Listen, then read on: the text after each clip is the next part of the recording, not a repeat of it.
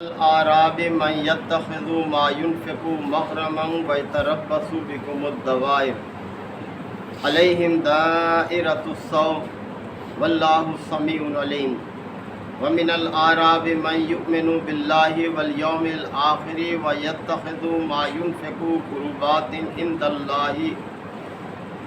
الله وصلوات الرسول ألا إنها قربة لهم سيدخلهم الله في رحمته إن الله غفور رحيم والسابقون الأولون من المهاجرين والأنصار والذين اتبعوهم بإحسان رضي الله عنهم ورضوا عنه وأعد لهم جنات تجري تحتها الأنهار خالدين فيها أبدا ذلك الفوز العظيم وممن حولكم من الأعراب منافقون ومن أهل المدينة مردوا على النفاق لا تعلمهم نحن نعلمهم سنعذبهم مرتين ثم يردون إلى عذاب عظيم صدق اللہ مولانا العظیم۔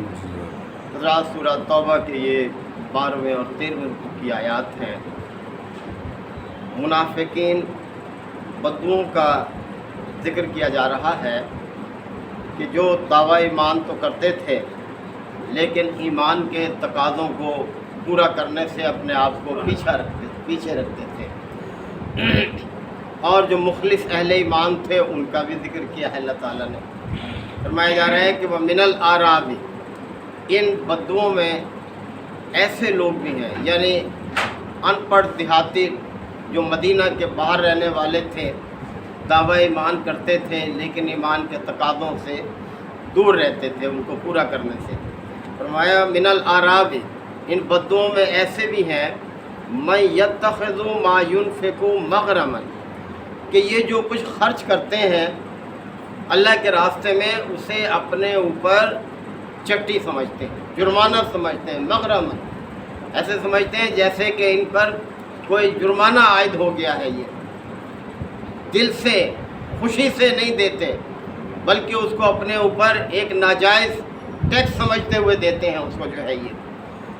وَيَتَرَبَّصُ بِكُمُ الدَّوَائِرَ، اور اے نبی صلی اللہ علیہ وسلم آپ کے بارے میں گردش ایام کے منتظر ہیں کہ آپ پر کوئی مصیبت آ جائے نعوذ باللہ اور آپ اسی میں ختم ہو جائیں سب، اس بات کے منتظر ہیں یہ خرچ کرنے میں بھی، اور ان کی سوچ اور فکر بھی دیکھو کیا ہے کہ آپ کے لیے برے حالات کے منتظر رہتے ہیں یہ، کیونکہ روزانہ ہی جہاد تھا ایک طرف، دوسری طرف آپ صلی اللہ علیہ وسلم کا مدنی دور ہے ہی سارا میدان جہاد کا، تو آپ کے لیے یہ برے انجام کے منتظر رہتے ہیں۔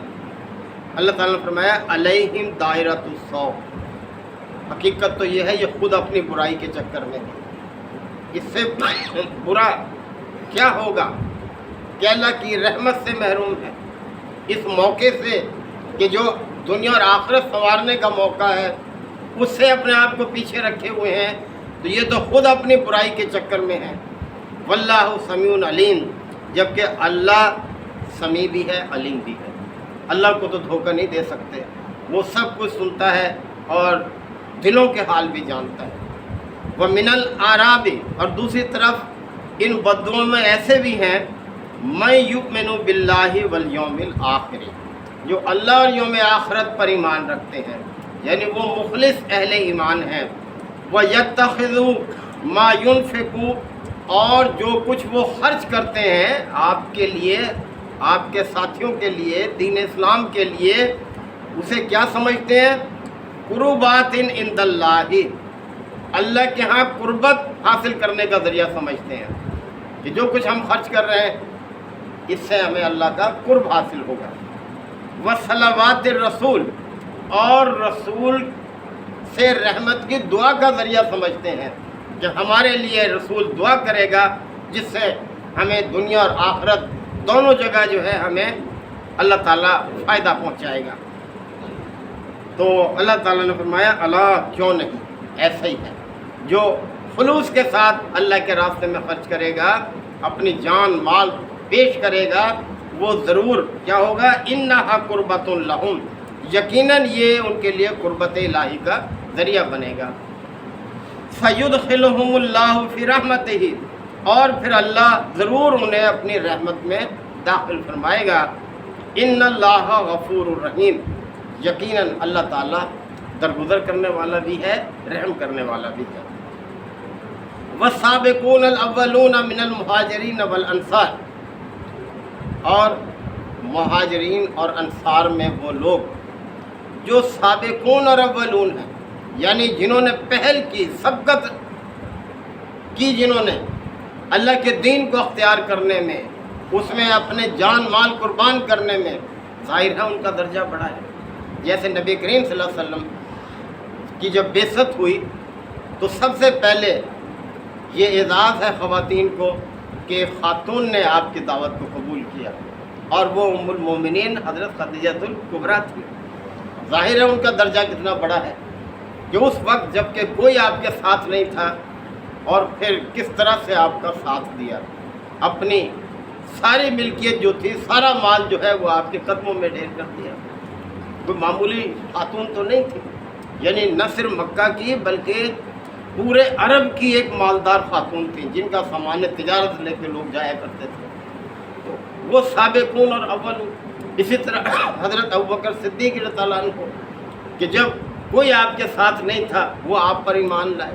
تو یہ ہے کہ نیکی کے کام میں جو آگے بڑھ کر پہل کرتے ہیں ان کا درجہ اللہ تعالیٰ کے ہاں بہت بڑا ہے۔ اللہ تعالیٰ تو فرمایا جا رہا ہے کہ والسابقون الاولون، خواہ وہ مہاجرین میں سے ہوں یا انصار میں سے ہوں، والذین اتبعوہم بإحسان، اور اسی طرح وہ لوگ جنہوں نے پوری راست روی کے ساتھ ان کی پیروی کی، یعنی ان کے پیچھے آئے، اس راستے کو اختیار کیا۔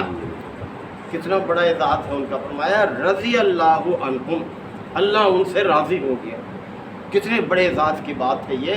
اللہ خود اعلان فرما رہا ہے کہ اللہ ان سے راضی ہو گیا ان کے اس رویے کی وجہ سے۔ وَرَضُوا عَنْهُ، اور وہ اللہ سے راضی ہو گئے۔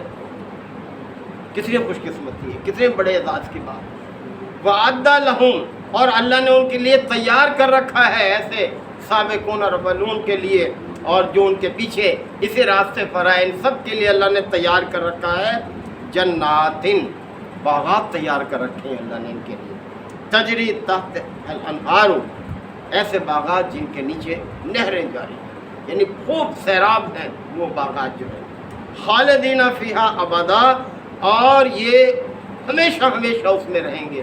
یعنی اللہ تعالیٰ کے ہاں یہ مستقل ضیافت ہے، ان کی مستقل ٹھکانہ ہے، ان کا کبھی نکلنے کی کوئی صورت نہیں ہوگی۔ ذالک الفوز العظیم، اللہ فرما رہا ہے کہ یہ ہے سب سے بڑی کامیابی۔ اس سے بڑی کامیابی کیا ہوگی کہ اللہ ان سے راضی، وہ اللہ سے راضی، اور ٹھکانہ ان کو ایسا ہے کہ ہمیشہ ہمیشہ کے لیے وہ آسائشیں، وہ نعمتیں کہ جو کسی کے تصور میں بھی نہیں ہیں، یہ ہے اصل کامیابی۔ اس کے لیے کوشش کرنی چاہیے۔ اور پھر فرمایا کہ وَمِن مَّنْ حَوْلَكُم مِّنَ الْأَعْرَابِ، اور تمہارے ارد گرد ایسے بدو بھی ہیں منافقون جو نفاق میں مبتلا ہیں، جو دعویٰ تو کرتے ہیں ایمان کا لیکن حقیقت میں ان کے دل ایمان سے خالی ہیں۔ وَمِنْ أَهْلِ الْمَدِينَةِ، اور اسی طرح سے مدینہ کے اندر بھی ایسے منافق موجود ہیں۔ اب یہ اللہ تعالیٰ خبر دے رہا ہے اور فرمایا کہ مردوا علی النفاق، یہ بہت پختہ ہیں اپنے نفاق میں، بڑے تیز ہیں یہ، یعنی چالاک ہیں یہ اپنی منافقت کے رویے میں۔ اور مزید فرمایا کہ لا تعلمون، تم انہیں نہیں جانتے، یعنی ان کی منافقت کو اے نبی صلی اللہ علیہ وسلم یہ آپ کو بھی دھوکہ دے جاتے ہیں، آپ نہیں جانتے ان کو۔ نحن نعلمہم، ہم جانتے ہیں ان کو، اللہ تعالیٰ فرما رہا ہے، ہم سے تو کوئی چھپا نہیں سکتا اپنی نیت اور سوچ کو۔ سنعذبہم مرتین، بس ہمیں انہیں دوہرا عذاب دیں گے، ان کو دوہرا عذاب، یعنی ایک تو یہ کہ یہ دنیا پرستی میں مبتلا ہے، یہ بھی ان کے ہاتھ سے جائے گی، اور مسلمانوں کے بارے میں جو یہ نظریہ رکھتے ہیں اس میں بھی ناکام ہوں گے، یعنی اسلام ہی سربلند ہوگا، مسلمان ہی سرخرو ہوں گے۔ ثم یردون الی عذاب عظیم، اور پھر بالآخر یہ عذاب عظیم کی طرف پھیر دیے جائیں گے، یعنی ان کا جو انجام ہے، جیسے اہل ایمان کا ٹھکانہ جنت ہے، اسی طرح سے ان کا ٹھکانہ جو ہے وہ کیا ہے؟ دوزخ ہے۔ یہ کتنی بری جگہ ہے، بہت بڑا ٹھکانہ، برا ٹھکانہ ہے جس کے حصے میں آئے، اور انہی کے حصے میں آئے گا جو ایمان سے دور رہیں گے، اسلام سے اپنے آپ کو دور رکھیں گے، جو منافقت پر ہی قائم رہیں گے، اسی پہ اپنی جان دے دیں گے، تو پھر ان کے لیے بہت برا ٹھکانہ ہے۔ تو یہ ساری باتیں اللہ تعالیٰ نے آئندہ کے لیے اہل ایمان کے لوگوں کے لیے کہ وہ پڑھیں کہ کون سا انجام اچھا ہے، کس انجام کے لیے ہمیں زندگی بسر کرنی چاہیے۔ یہ مشکل وقت ہمیشہ آئے گا، ہمیشہ آئے گا۔ آپ صلی اللہ علیہ وسلم کا ارشاد مبارک ہے الجہاد و ماضٍ الی یوم القیامہ، یہ جو جہاد ہے یہ قیامت تک جاری رہے گا، قیامت تک، یعنی مسلمان اور کفار کی جو کشمکش ہے یہ کبھی ختم نہیں ہوگی، ہمیشہ ہے۔ اللہ تعالیٰ دیکھے گا کون کس راستے پر اپنی جان کھپا رہا ہے، اور اللہ کسی کے اجر کو ضائع نہیں فرماتا۔ اللہ تعالیٰ آیات کو سمجھنے کے عمل کی توفیق عطا فرمائے۔ وآخر دعوانا الحمد للہ وکفیٰ وسلام علی عبادہ الذین اصطفیٰ ربنا آتنا فی الدنیا حسنۃ وفی الآخرۃ حسنۃ وقنا عذاب النار وادخلنا الجنۃ مع الابرار یا عزیز یا غفار۔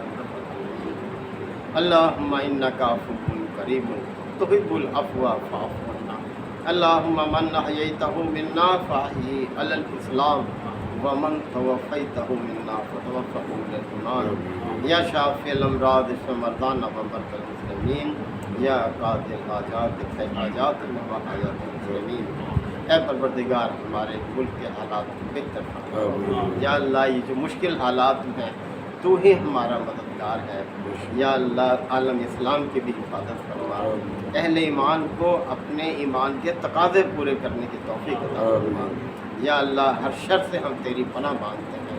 یا اللہ کفر جس طرح سے مسلمانوں کے خلاف سازشیں کیے ہوئے ہیں، یا اللہ تو بہتر جانتا ہے، ان کا بھی وہ انجام فرما جو آپ صلی اللہ علیہ وسلم کے دور میں کفار کا ہوا۔ ربنا تقبل منا انک انت السمیع العلیم وتب علینا انک انت التواب الرحیم۔